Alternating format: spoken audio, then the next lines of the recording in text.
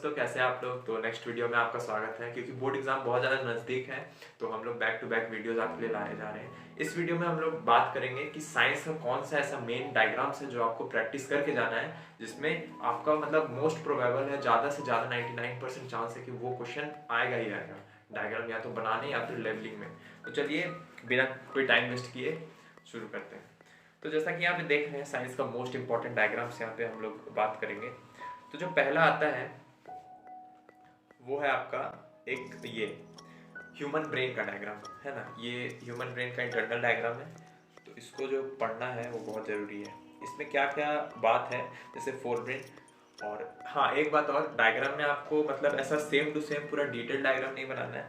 जैसे इसमें कितना डिटेलिंग है तो उतना करने जाएंगे तो आपका पूरा 1 घंटा लग जाएगा। वैसे नहीं बनाना, मैं आपको एक रफ फिगर बता दे रहा हूँ कि किस तरह से आपको एग्जाम में डायग्राम बनाना है। तो देखिए यहाँ पे आपको जैसे ये शेप है तो एक सर्कल है ना, एक्स शेप जैसा। तो आपको बस ऐसे करना है। देखिए आपको बना के दिखा रहा हूँ, ऐसे ऐसे ऐसे ऐसे कर देंगे।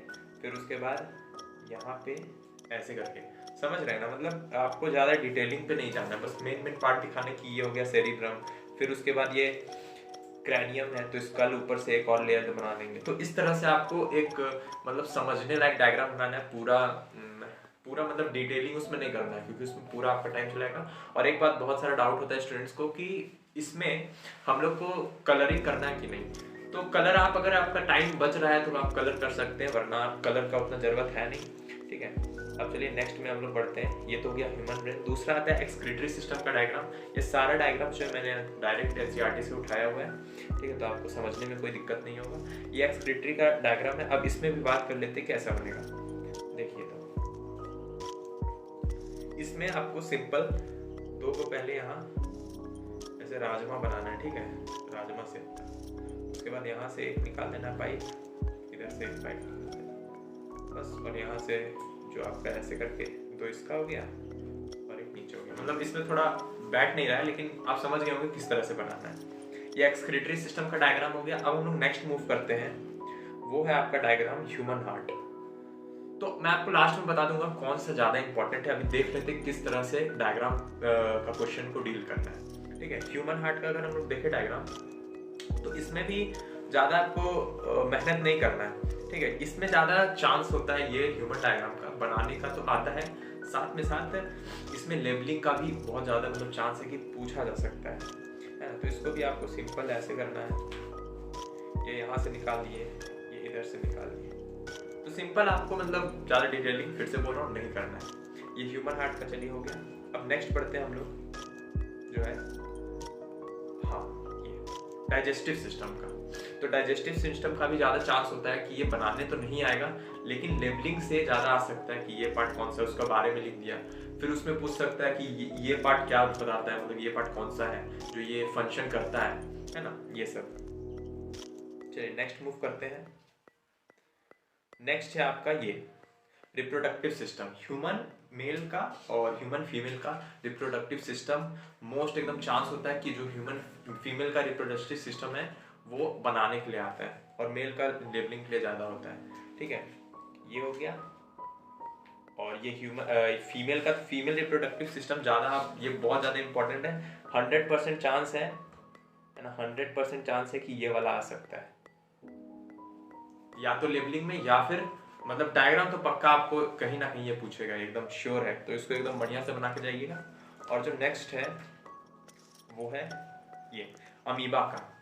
ये एनसीईआरटी का नहीं, क्योंकि एनसीईआरटी में उतना डिटेल में नहीं दिया हुआ है, तो मैंने एक कहीं और से सोर्स से डायग्राम को उठाया है। ऐसे ही आपको अगर अमीबा का पूछेगा कि फूड किस तरह से वो इनटेक करता है, उसका पूरा सिस्टम, तो वो चीज़ आप इस डायग्राम से देख सकते हैं, कितना अच्छा से एक्सप्लेन किया हुआ है। तो पहले फूड गया, सीडोपोडिया में गया है ना, फूड इंजेशन हुआ, फिर डाइजेशन हुआ, इसी तरह फिर एब्जॉर्प्शन हुआ, है ना, एब्जॉर्प्शन हुआ, एसिमिलेशन हुआ, इजेशन हुआ। तो ऐसा 5 स्टेप जो है वो एनसीईआरटी में नहीं दिया हुआ, आप ये देख सकते हैं। बस उसमें 4 किए और मतलब उतना डिटेलिंग नहीं है। तो मैं प्रेफर करूँगा कि अगर आपका अमीबा का डायग्राम आया तो आप जो है इसमें ये वाला डायग्राम यूज़ करिएगा। चलिए नेक्स्ट बात करते हैं। हाँ, ये एनसीईआरटी का मैंने उठा लिया, जैसा कि मैं आपको बोल रहा था। कि एनसीईआरटी में उतना मतलब नहीं लिखा है ना, डायरेक्ट 4 डायग्राम बनाए और दे दिया। अब नेक्स्ट हम लोग बात करते हैं, वो है हाइड्रा का। तो हाइड्रा का भी आपको पता ही है, ये भी मैंने अदर सोर्स से उठाया हुआ है, क्योंकि एनसीईआरटी में उतना डिटेलिंग में नहीं दिया हुआ है, तो उसमें आपको चांस कम है कि मार्क्स मिले, क्योंकि आपको पूरा बताना पड़ेगा ना कि इंजेक्शन हुआ, फिर डाइजेशन हुआ, फिर एब्जॉर्प्शन, एसिमिलेशन, एक्सक्रीशन, इस तरह से। इसमें भी देख सकते हैं 4 पार्ट है, पहले पेरेंट हाइड्रा हुआ, फिर डेवलपिंग बर्ड, ऐसा देख सकते हैं यहाँ पे, फिर उसके बाद है न्यू बर्ड आया, फिर वो न्यू बर्ड टूट गया, है ना, न्यू हाइड्रा बन गया। तो ये चीज़ आपको ध्यान रखना है और इस तरह से आपको डायग्राम पे काम करना है, ठीक है। डायग्राम का जो क्वेश्चन है वो बहुत लोग डरते हैं कि नहीं बनेगा, लेकिन जिसका ड्राइंग अच्छा भी नहीं है तो वो सिंपल में आपको बस सिंपल ऐसा करना है, ऐसे ऐसे करना है, हो गया, ये वाला इधर हो गया, है ना, फिर उसके बाद ये ऐसे करके सिंपल है, इसमें कुछ उतना रॉकेट साइंस है नहीं। अब हम लोग नेक्स्ट बात करते हैं कौन सा डायग्राम है, वो है पॉलिनेशन का। तो पॉलिनेशन का भी चांस आता है कि डायग्राम बनाने भी आए, 50-50 चांस है कि जो डायग्राम है वो बनाने भी आ सकता है और इसका लेबलिंग भी आ सकता है कि ये पार्ट किस चीज में काम आता है, ठीक है। तो इसका भी आपको सबसे प्रैक्टिस करके जाना है, लेबलिंग। नेक्स्ट हम लोग बात करें, हाँ ये तो आपका कंफर्म है कि ओम्स लॉ का जो डायग्राम है वेरिफिकेशन का, ओम्स लॉ है ना, V = IR, वो आएगा। जैसे कि आपको पता है, थोड़ा बता देता हूँ, V होता है वो = क्या होता है, IR। V डायरेक्टली प्रोपोर्शनल होता है किसके, I के, अगर I हटाते हैं तो R कांस्टेंट आता है, रेजिस्टेंस, या तो आपको पता ही होगा, पढ़ ही लिया होंगे। तो ये पक्का आएगा कि आपका ये उसमें पूछे जस्टिफिकेशन में, जस्टिफाई है ना, या फिर प्रूफ करने पूछ सकता है, डेरिवेशन, है ना, तो वो चीज़ एकदम कंफर्म है कि ये वाला आ सकता है। तो आप डायग्राम बना देंगे तो आपको और ज़्यादा, लेकिन साइंस में आपका मेन बात होता है डायग्राम और किस तरह से आप आंसर लिख रहे हैं, ठीक है। डायग्राम आप अगर हर मतलब मैक्सिमम क्वेश्चन में अगर नहीं भी पूछा है डायग्राम, साथ ही साथ एग्जाम्पल अगर आपको बताते हैं तो आपको मतलब इंप्रेशन जो है एग्जामिनर पे बहुत अच्छा बनता है और इसी के साथ आपको मार्क्स भी अच्छे मिलते हैं, ठीक है। चलिए नेक्स्ट अब बात करेंगे, नेक्स्ट है हाँ ये आई का तो उतना चांस है नहीं, है ना, कम ही चांस है कि आए, लेकिन अगर आएगा तो वो लेबलिंग में ही आएगा। अब जो नेक्स्ट डायग्राम है वो है हाँ ये आई डिफेक्ट का। तो आई डिफेक्ट का भी ये पक्का है, 99% चांस है कि ये आई डिफेक्ट का भी मायोपिया, हाइपरमेट्रोपिया, प्रेसबायोपिया तो शायद नहीं है ना, तो मायोपिया, हाइपरमेट्रोपिया एकदम चांस है 80% कि ये आ सकता है। तो आप ये अच्छा से प्रैक्टिस करके जाएगा। जैसा इसमें पता ही आपको पहले इमेज बन जाता है, ठीक है, रेटिना पे जाने से पहले, तो कॉन्केव लेंस लगा के थोड़ा लाइट को डाइवर्ज करके वहाँ पे लगा देते हैं हम लोग, मतलब रेटिना पे जो है इमेज बन जाता है, सिंपल सा बात है। तो यही आपको एक्सप्लेन करना है। नेक्स्ट डायग्राम पे अगर जाएंगे, देखिए वही सब दिया हुआ है, फार पॉइंट है ना, लेंस लगा देंगे और फिर उसके बाद देखिए कॉन्केव लेंस लगाया, लाइट थोड़ा डाइवर्ज हो गया और वो रेटिना पे बन गया, ये चीज़ हो गया। उसके बाद है हाइपरमेट्रोपिया। तो हाइपरमेट्रोपिया का भी जस्ट उल्टा है, इमेज जो है रेटिना से बाहर बन जाता है और उसको कन्वर्ज करने के लिए थोड़ा कन्वर्जिंग लेंस लगा देते हैं, कन्वर्जिंग लेंस है ना, वो लगा देंगे हम लोग और बस जो लाइट है वो अपना कन्वर्ज हो जाएगा और आपको इमेज जो है रेटिना पे बन जाएगा।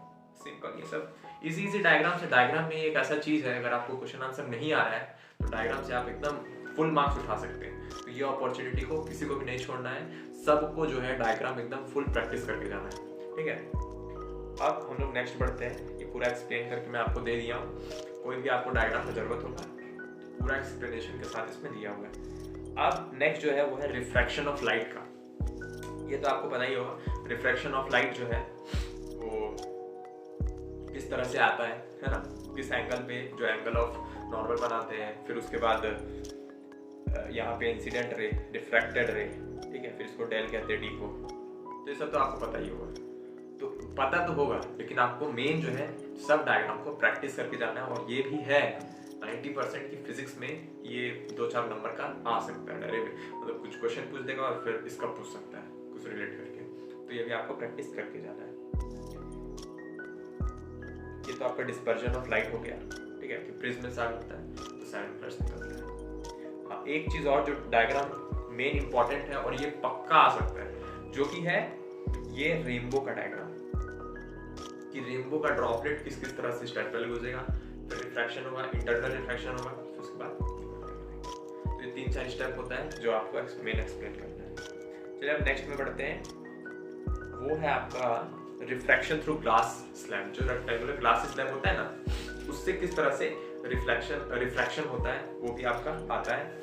ठीक है, तो पहले एयर है तो डेंसर, रेयरर टू डेंसर जा रहा है तो लाइट बेंड होगा, फिर डेंसर टू रेयरर जा रहा है तो लाइट जो है अवे फ्रॉम द नॉर्मल होता है। तो ये भी आपको पता ही है। अब हम लोग नेक्स्ट बढ़ते हैं, हाँ अब बस एंडिंग ही पे ही है। तो ये कुछ मेन डायग्राम्स है जो कि आपको एकदम अच्छा से करके जाना है। देखिएगा इससे बाहर आने वाले ही नहीं है। जो मेन था, जितना सारा मतलब प्रीवियस ईयर में जितना आया हुआ था वो सारा डायग्राम्स मैंने उठा लिया है और यही आपको प्रैक्टिस करके जाना है। ठीक है, ये है कॉनकेव मिरर का, किस तरह से इसमें लाइट पास होता है हर पे। जैसे ऑब्जेक्ट अगर बियॉन्ड सी पॉइंट है, ऑब्जेक्ट अगर बिटवीन सी एफ है तो किस तरह से रिफ्रैक्शन होता है। इस पे तो केस स्टडी आता है, एकदम कंफर्म है कि केस स्टडी इस पे आएंगे। तो इसको अच्छा से प्रैक्टिस कर। जो लास्ट का 3-4 डायग्राम है ना, उस पे ज्यादा चांस है कि वो केस स्टडी बन के आए। ठीक है, तो डायग्राम भी और केस स्टडी आता है। अगर शॉर्ट में लॉन्ग में आया तो आप डायग्राम बना के कॉनकेव मिरर का वो आप बता सकते हैं किस तरह से होगा। मैं जल्दी इसलिए बता रहा हूँ क्योंकि आपके पास भी टाइम नहीं है, हम लोग के पास भी नहीं है। तो दोनों आप जल्दी बिना टाइम वेस्ट किए वीडियो तुरंत देखिएगा, या तो आप 1.5x पे देख लीजिएगा। ठीक है, वैसे मैं स्पीड बोल ही रहा हूँ तो कोई ज़रूरत होगा नहीं, और या फिर इसको जो है सिंपल पे देखिएगा, लेकिन देखिएगा जरूर। ये सारा मेन डायग्राम है जो मैं आपको इस वीडियो में बता रहा हूँ। ठीक है, चलिए नेक्स्ट जो अपना लास्ट आता है वो है अपना कॉन्वेक्स मिरर। कॉन्वेक्स मिरर हाँ कॉन्वेक्स का है। ठीक है, तो इस तरह से इसमें रिफ्लेक्शन होता है। तो बस यही कुछ मेन डायग्राम्स था जो आपको मतलब कि, हाँ सॉरी मैं गलत बता दी, ये वाला जो है ये कॉन्वेक्स मिरर है। ठीक है, this is convex mirror and जो इसके नीचे वाला था ये है कॉनकेव मिरर। कॉनकेव मिरर में इनवर्ट पार्ट होता है ना, रिफ्लेक्टिंग सरफेस। ठीक है सॉरी, तो ये चीज़ आपको ध्यान रखना है कि कॉन्वेक्स और कॉनकेव क्या होता है। कॉन्वेक्स क्या हो गया, जिसका आउटवर्ड पार्ट रिफ्लेक्शन करेंगे। ठीक है, और कॉनकेव क्या हो गया, जिसका इनवर्ट पार्ट से रिफ्लेक्शन होता है। समझ गए ना? ठीक है, तो ये चीज़ है। तो देखिए ये कुछ मेन डायग्राम्स था, 25 लगभग 20-25 डायग्राम्स था इस PDF में। ठीक है, इस वीडियो में जो आपको एकदम अच्छा से प्रैक्टिस करके जाना है। इससे एकदम पक्का है कि यही सब डायग्राम्स में से कोई आपका किसी तरह से कुछ भी बना के आपका क्वेश्चन आ सकता है। तो आप इसको अच्छा से प्रैक्टिस करके जाएं। ठीक है, और बेस्ट ऑफ लक आपका एग्जाम के लिए। चलिए वीडियो को एंड करते हैं, यही आपका लास्ट था और नेक्स्ट जो है वीडियो आते रहेगा बैक टू बैक, तो आप लोग देखना ना भूलें। So thank you so much for watching, bye.